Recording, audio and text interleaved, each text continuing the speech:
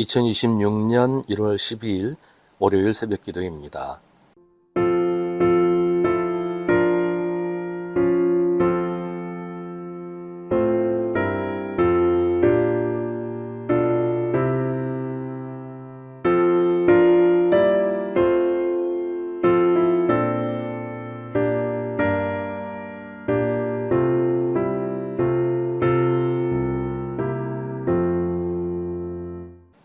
고린도전서 12장 1절부터 11절입니다.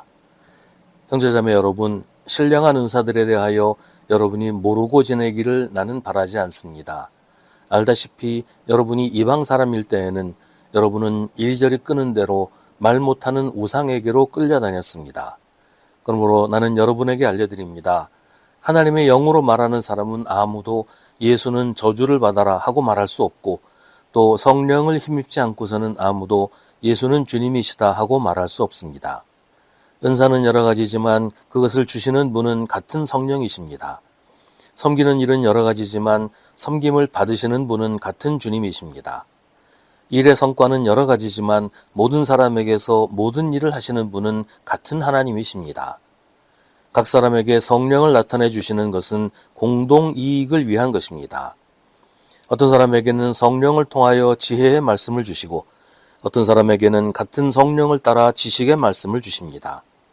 어떤 사람에게는 같은 성령으로 믿음을 주시고, 어떤 사람에게는 같은 성령으로 병 고치는 은사를 주십니다.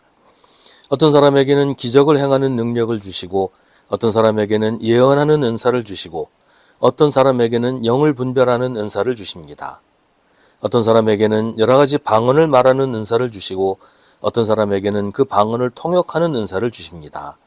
이 모든 일은 한 분이신 같은 성령이 하시며 그는 원하시는 대로 각 사람에게 은사를 나누어 주십니다. 아멘. 고린도전서 12장부터 14장은 성령의 은사에 대해 성경에서 가장 상세하게, 자세하게 설명하는 말씀입니다. 고린도 교회는 성령의 은사에 대해 상당히 많이 활발하게 은사 활동이 있었던 것과 동시에 이 성령의 은사에 대해 상당한 오해가 있었던 것 같아요.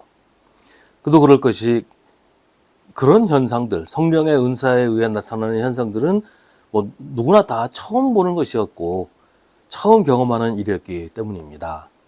그래서 바울은 고린도 교회 교인들에게 성령의 은사에 대해 자세하고 분명하게 알려줍니다. 가장 먼저 알아야 할 것은 성령의 은사가 여러 가지라고 해서 그 은사의 근원도 여럿인 것이 아니라는 거죠. 은사는 여러 가지지만 그 은사를 주시는 분은 한 분 성령이십니다. 그러니까 다양한 은사는 동일한 성령께서 주시는 다양한 은사라는 것을 분명히 알아야 한다는 것입니다.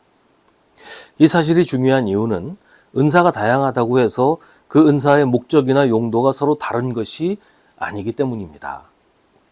서로 다른 은사를 받은 사람들끼리 서로 경쟁하거나 대립하는 것은 은사를 주신 성령의 뜻이 아니라는 것이죠.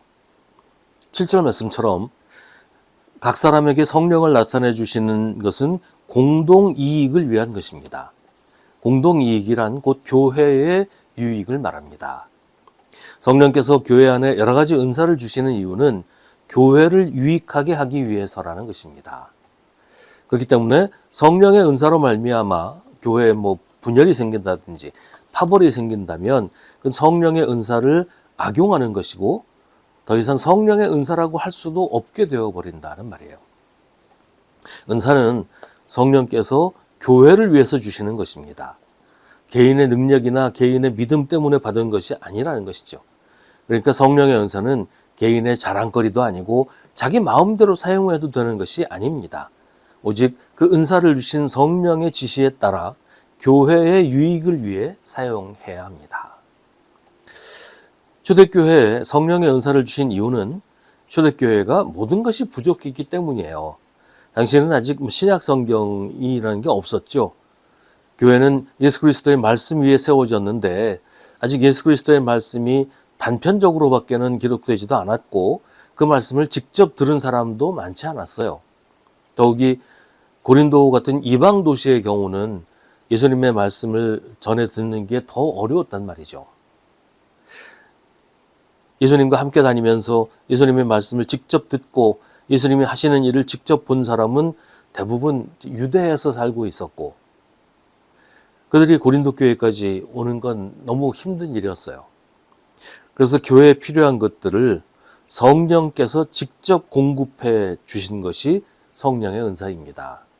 그런 점에서 오늘날에는 초대교회와 같은 성령의 은사들이 나타나지 않는 것이 어떻게 보면 자연스러운 일이라고 볼 수 있을 거예요.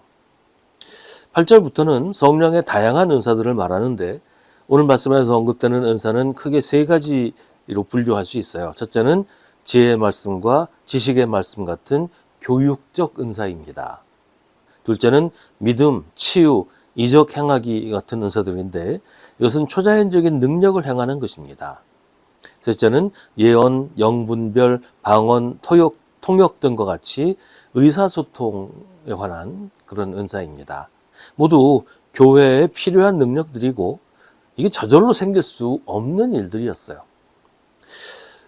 성령의 은사가 이것들만은 아니에요. 여기서 말하지 않는 은사들도 많이 있습니다.